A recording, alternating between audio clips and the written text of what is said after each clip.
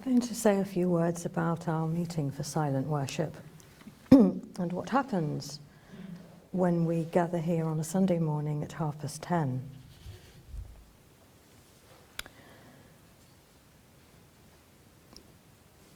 Friends and family ask me sometimes, well, what do you do? And I say, well, we come here and we sit down and then after an hour we go home. And it all sounds a little bit odd, but it isn't quite like that. We do sit in a circle nowadays, and I think that's nice because we are all equal, and it's nice to feel that you're a community in a circle. And the first person who enters this room when the chairs are set and sits down has started the meeting. And so friends enter quietly, ready to settle.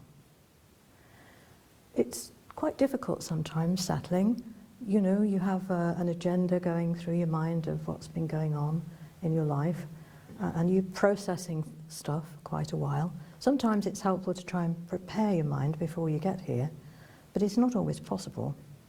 So the first few minutes are a kind of settling down, and people maybe will focus on the flowers in the centre of the table or through the window, and their eyes tend to be open.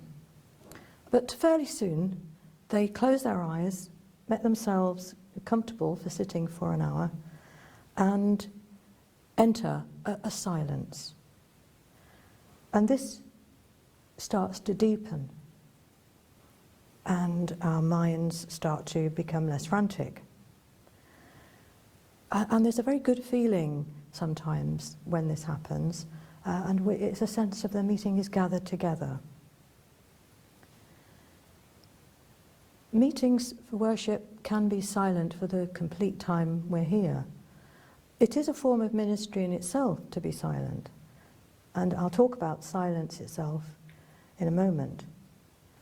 But sometimes we have vocal ministry, and a person might feel a great need to speak, to say something that they have found in their silent place.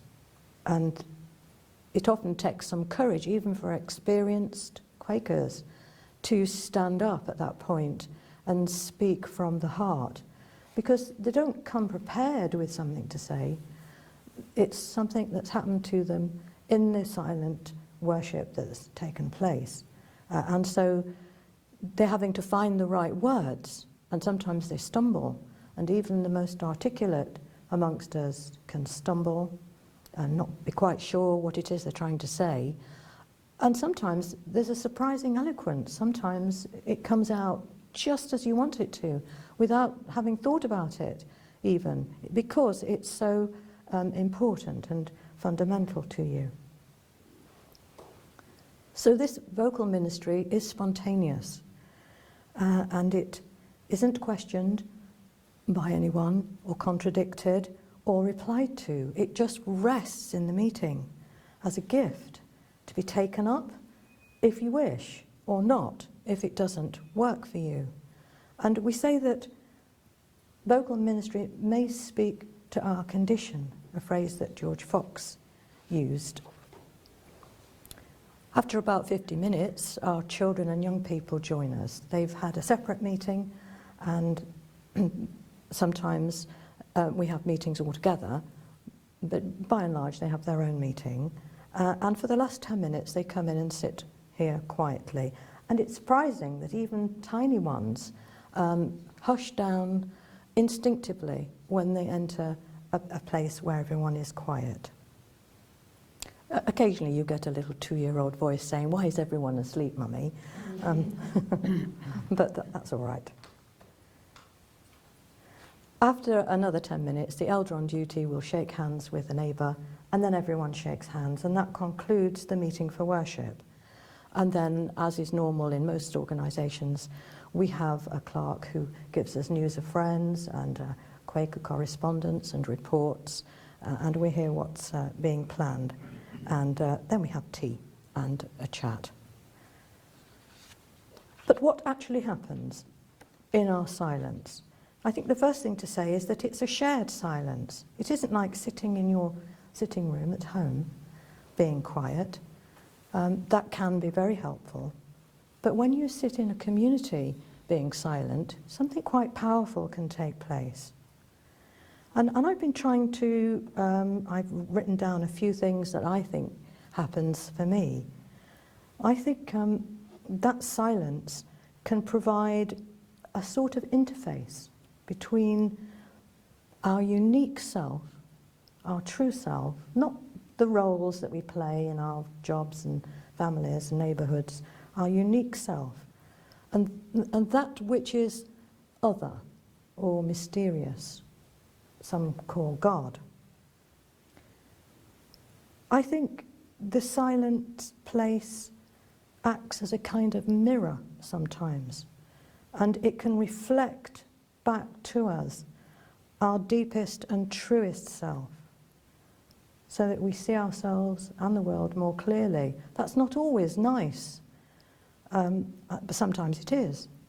But it means that we can leave behind all the distractions of the world and opinions and arguments and really see ourselves. I think the silence provides an uncluttered space in which we have to think for ourselves. We have to measure our true worth against the values of society. It becomes a place to ask the right questions. Sometimes none of this is going on. Coming here for silent worship is simply an opportunity to rest our spirit and be refreshed, and that's fine too. It can be a reminder that living simply helps us to live a truer life, because silence clears away all the clutter. For some, in the silence, there is an experience of heightened perception which points to a source of spiritual light and love.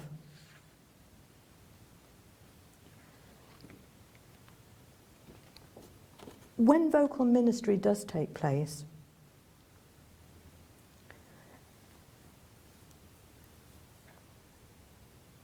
it can be quite an amazing experience to listen to. Quite often you realise that the person speaking is in some way connecting with thoughts you've had while you've been sitting there. And that's almost spooky sometimes. Or it can direct your thinking and open up different possibilities. It can help all of us to ask the right questions when we go out of this room, and inspire us to act with compassion in our lives, can energize us. So we are a spiritual organisation, and I've got a fanciful metaphor here. I've said the silence is our root, ministry is its blossom, and its fruit is our compassionate action in the world for truth, justice, peace, equality, and simplicity.